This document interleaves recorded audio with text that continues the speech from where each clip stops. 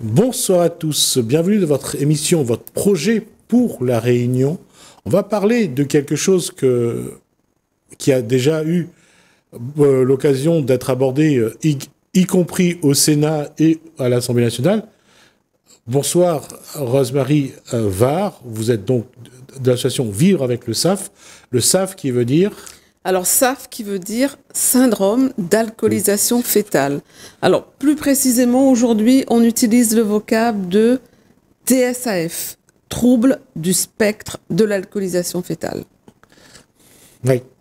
Alors, je disais qu'on en a déjà parlé dans le Parlement, parce qu'à l'époque, c'était une sénatrice de la Réunion qui a imposé qu'on inscrit le danger de l'alcool sur les bouteilles.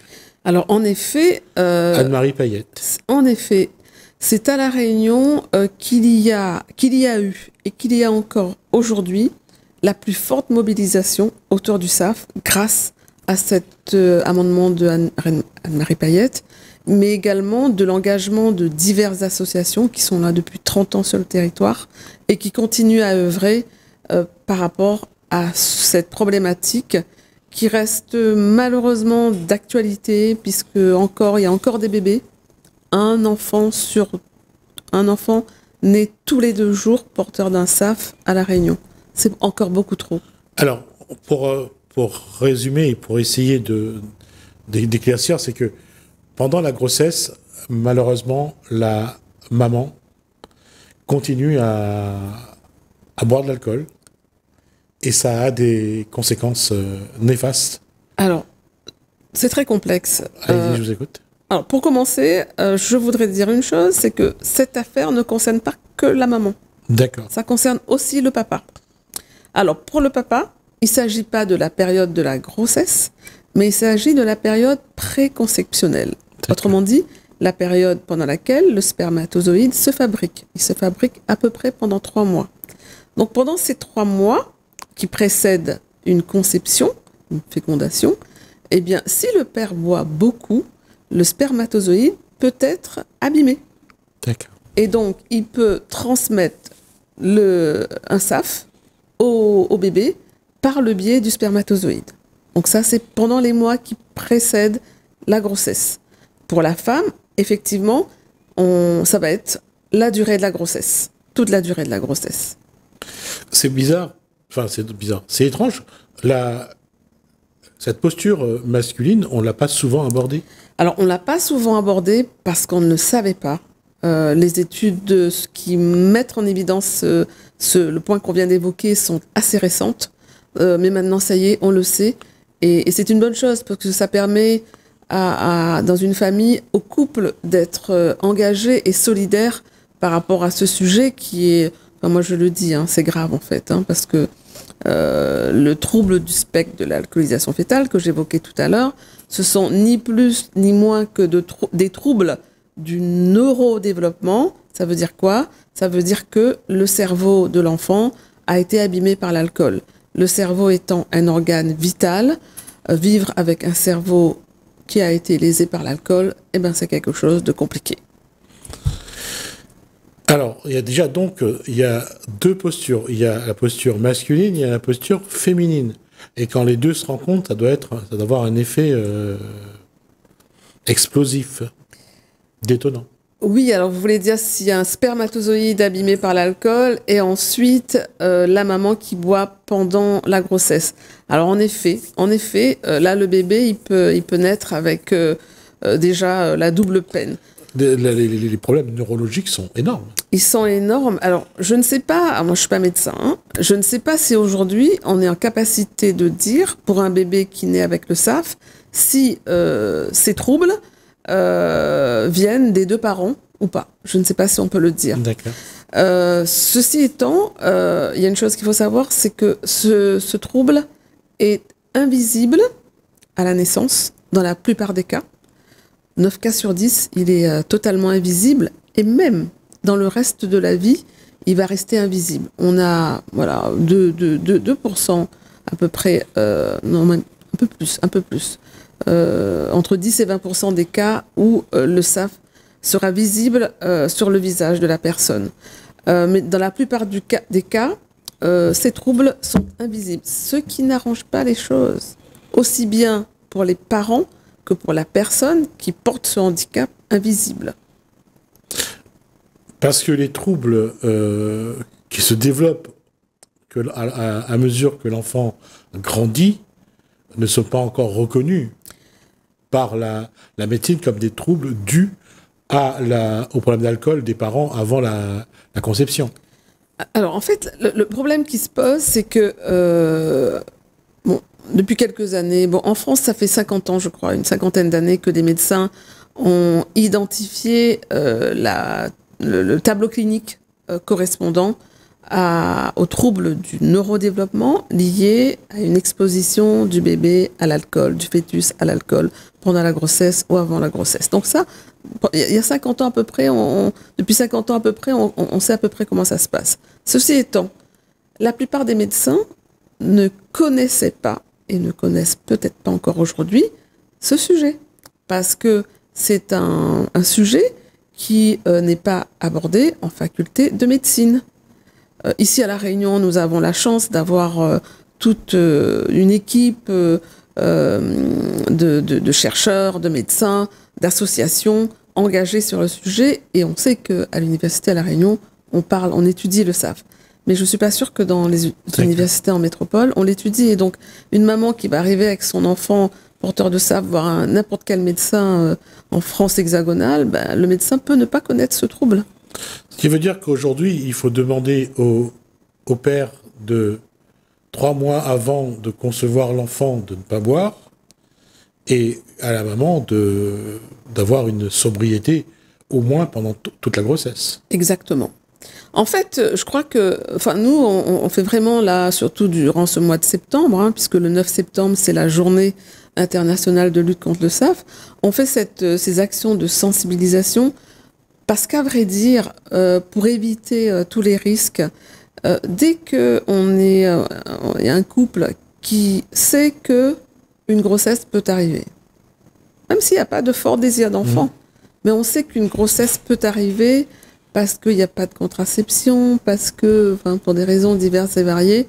Alors à ce moment-là, dès ce moment-là, même s'il n'y a pas encore un projet de bébé, il faut se dire qu'il faut éviter de boire. Dès qu'on est en situation de pouvoir procréer, il faut éviter. Parce que les conséquences sont dramatiques, je l'ai dit tout à l'heure, et irréversibles. Une fois qu'on est avec le SAF, c'est fini. On doit vivre avec ça pendant toute la vie. Et on ne peut pas revenir en arrière. Aujourd'hui, est-ce que on va vers un statut d'handicap? Alors, oui.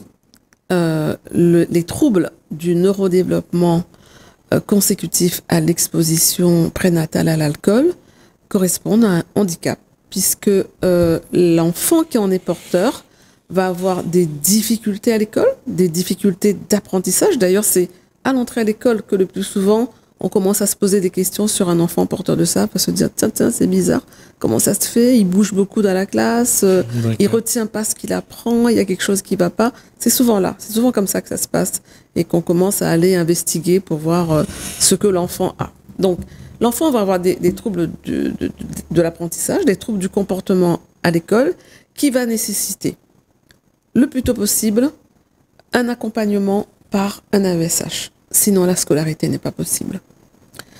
Et ensuite, lorsqu'il va arriver à l'âge adulte et qui devra travailler, c'est pareil. Pour ceux qui auront la chance d'acquérir des compétences professionnelles et de travailler, ils auront le statut de travailleurs handicapés. Il leur faudra faire un dossier auprès de la MDPH pour obtenir ce qu'on appelle la RQTH, la reconnaissance de travailleurs handicapés. Voilà, donc on est bien dans la filière handicap, malheureusement. Alors, on va regarder la vidéo que vous nous avez gentiment amenée. On en parle juste après pour voir pour voir d'abord par rapport à ce que vous avez dit, et ensuite voir ce que ça apporte dans la discussion. Je vous propose de regarder la vidéo.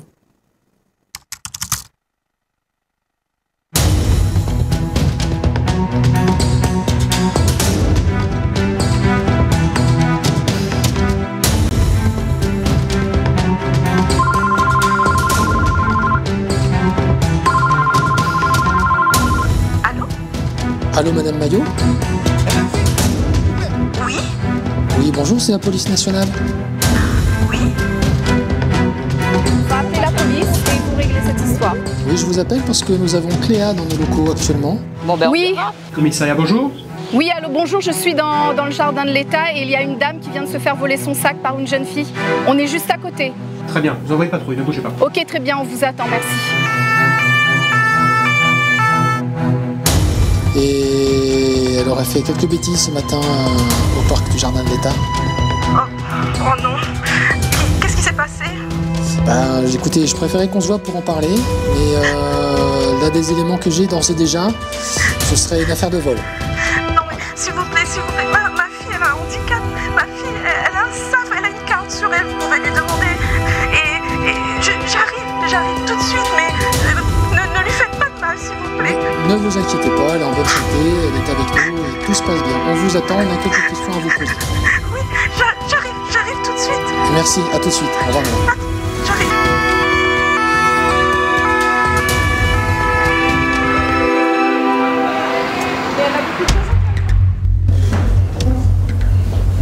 Monsieur, bonjour. Bonjour, mademoiselle. Je suis le capitaine qui va s'occuper de toi. Tu me suis, j'ai quelques questions à te poser. Allez. Cléa Maillot. Dis-moi, Cléa Maillot, tu sais pourquoi tu es ici? Non, mais elle est où ma maman? Ah, ne t'inquiète pas pour ta maman, je l'ai eu au téléphone. Elle m'a parlé de toi. Elle m'a dit certaines choses et que tu avais une carte sur toi que tu pourrais me montrer, par exemple. Oui, j'ai le SAF. Et mon handicap, il est invisible et maman m'a dit de dire. D'accord. Donc tu as le SAF. Oui, Mais dis-moi, Cléa, tu étais au parc ce matin. Et qu'est-ce que tu faisais au parc? je me promenais et j'ai vu ce beau sac. Et je l'ai ramassé pour pas qu'il s'abîme. Et tu l'as ramassé comme ça? Oui, D'accord. Tu trouves souvent des choses comme ça oui. La semaine dernière, j'ai trouvé une veste. Et j'ai aussi trouvé un petit sac avec un ordinateur dedans. Une veste, un petit sac et un ordinateur. Et on s'en fait des choses, c'est un parc magique. Ah oui, Un parc magique, d'accord. Et tu en fais quoi de tous ces objets que tu trouves? Je les mets en sécurité dans ma chambre où je donne à ma meilleure amie. Parce qu'elle me demande d'aller chercher des cadeaux au parc parce que sinon elle est triste. D'accord. Donc tu fais ça, découvrir et trouver des objets dans le parc pour ta meilleure amie? Non, c'est moi qui lui donne, c'est moi qui lui donne. C'est toi qui lui donnes. D'accord. Bien. Et comment elle s'appelle cette meilleure amie? Mode. Maud. Et si je veux rencontrer Maud, comment je fais? Bah, vous venez chez moi et je vais vous montrer sa maison parce qu'elle c'est juste à côté de chez moi. D'accord. Eh ben écoute, ce que tu me dis là est intéressant, mais c'est pas tout à fait ce qu'on m'a raconté. Moi, on m'a dit que tu avais volé ce sac à une dame qui était dans le parc. Le sac était tout seul sur un banc, il n'y avait personne dans le parc. Au moment où je te parle, il y a un témoin qui est en train d'être auditionné et qui m'a dit le contraire. Bah non, T'as vu en train de voler le sac. bah non, j'ai pas volé. Cléa, tu es en train de me mentir. Peut-être. Peut-être. Oui. D'accord. Bah écoute, je pense que nous allons en discuter avec ta maman. Ah, Oh, maman. entrez madame, nous allons discuter. Cléa, regarde-moi. Cléa. Oh, regarde-moi, tu te rends compte? Cléa. Oh.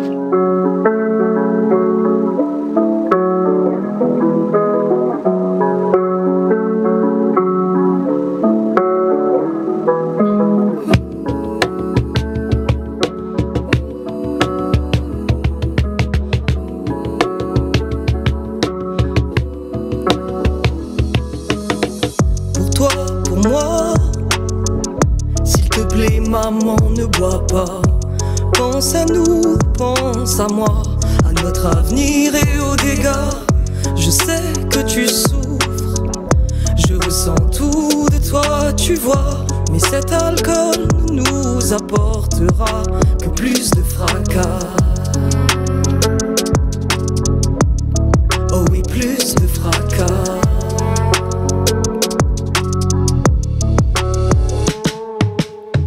Pour toi, pour moi, moi, s'il te plaît, maman, ne bois pas. Le plaisir éphémère d'une cuite contre une vie entière détruite. Je ne veux pas être un enfant qui se fatigue plus vite. J'aimerais pouvoir apprendre comme les autres au même rythme. Je ne veux pas constamment d'une tierce personne pour remplacer ma tête qui déconne à cause de l'alcool. J'aimerais pouvoir réaliser le métier de mes rêves sans devoir user de stratagèmes pour éviter les peines. Je veux être libre d'aimer sans arranger la réalité, par peur de tous vous blesser et ne pas être une proie facile. Savoir dire non quand c'est utile, ni m'installer dans des routines pour un semblant de vie tranquille.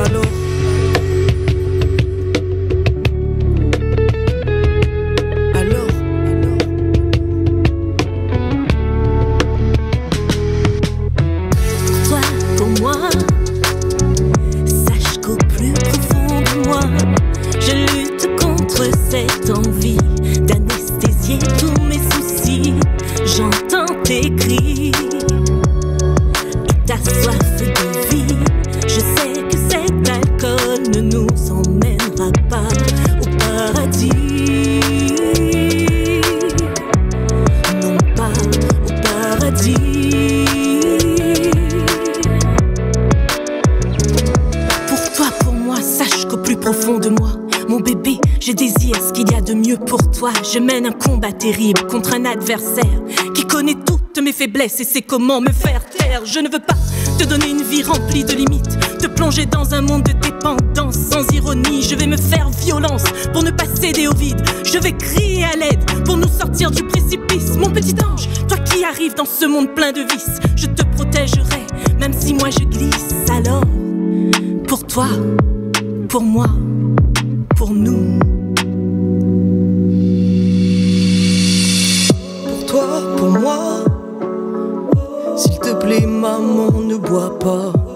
Pense à nous, pense à moi, à notre avenir et aux dégâts. Je sais que tu souffres, je ressens tout de toi, tu vois. Mais cet alcool ne nous apportera que plus de fracas. Oh oui, plus de fracas.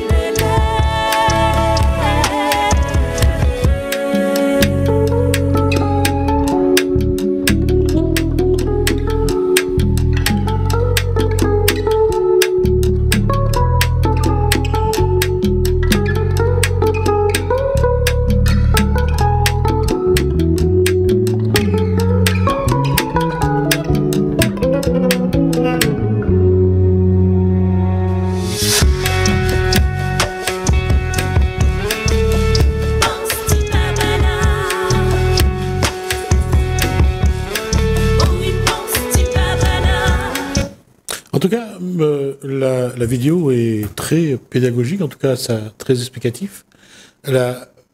Les personnes qui ont participé à ça ont dû, au moins, ont dû être sensibilisées à la chose. Tout à fait. Ça a été l'occasion d'évoquer avec toutes ces personnes le sujet. Chacun a dû appréhender un peu, s'informer pour pouvoir jouer le rôle qui lui était attribué. Donc, malgré tout, le problème de l'alcool aujourd'hui, on le voit, les gens continuent à boire, les fêtes sont de plus en plus multiples, il y a les open bars dans les endroits, il y a vraiment des moments où l'alcool coule à flot. Comment aujourd'hui arriver à la rigueur qu'ils fassent la fête de temps en temps, c'est pas un problème, mais qu'ils puissent s'arrêter de temps en temps, surtout quand ils veulent concevoir un enfant, c'est quelque chose qui n'est pas facile à mettre en place. Alors en effet, c'est pas simple, c'est pas simple du tout, parce que on a l'habitude de penser que ce problème ne concerne que les femmes alcooliques, les femmes, déjà oui, parce que les hommes ne voient pas comment ils peuvent j'allais dire, toucher leur bébé. C'est ça. Mais après, une fois qu'on a dit ça, que ça concerne les femmes, on a l'image de la femme alcoolique qui traîne dans la rue, Oui, etc. tout à fait, ouais. Mais non. Et on le voit dans le film. Ça concerne, il y a l'histoire d'une jeune femme quittée par son compagnon et qui enceinte et qui tout de suite après se met à boire. Oui, tout à fait. Et ce sont des choses qui arrivent souvent. Oui, quelque part, l'homme se dédouane de manière plus facile en disant c'est pas moi, je ne suis pour rien. C'est elle ça. qui a. C'est ça. L'homme ne voit pas sa part de responsabilité. C'est ça. Donc, et en tout cas, oui, c'est un sujet qui concerne tout public. Hein, moi, j'ai le cas d'une jeune femme en tête qui était jeune, qui aimait faire la fête, et puis elle savait pas qu'elle était enceinte. Et aujourd'hui, elle a un enfant qui est porteur de SAF. Donc, c'est pas facile. C'est pas facile de sensibiliser au point que, comme on le disait tout à l'heure, les couples, les hommes et les femmes en situation, pas en âge, mais en situation de procréation, évitent de consommer de l'alcool. C'est pour ça que on essaie de diversifier nos outils de prévention, parce que des outils de prévention, il y en a beaucoup. Hein. On a des flyers, on a des affiches, on a plein de choses, des livres. Et là, on a voulu toucher le cœur des personnes. Et aussi, l'idée, c'est de faire circuler ce message le plus tôt possible à l'école, pour que les jeunes intègrent ce message, que ça reste... D'autant que les jeunes commencent à boire de plus en plus jeunes. De plus en plus jeunes, en effet. Que ce soit quelque chose qui les marque suffisamment pour qu'ils fassent attention. Voilà. D'accord. Alors, on va mettre en place quelque chose de manière très informelle.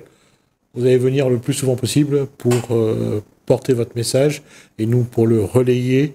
Et on espère que ça aura, à ce moment-là, un impact également. Tout à fait. Avec plaisir, parce que moi, quand je mène des actions pour parler du SAF, je me dis, si on arrive à sauver une vie, on n'aura pas perdu notre temps. Tout à fait. En tout cas, Rosemary Var, merci d'être venue jusqu'à nous pour parler de ça. On vous reverra régulièrement sur ce plateau pour porter ce message, pour essayer de voir si on peut sensibiliser, on peut mobiliser les gens contre le SAF, pour voir si on peut penser à l'avenir des enfants, à leur santé demain.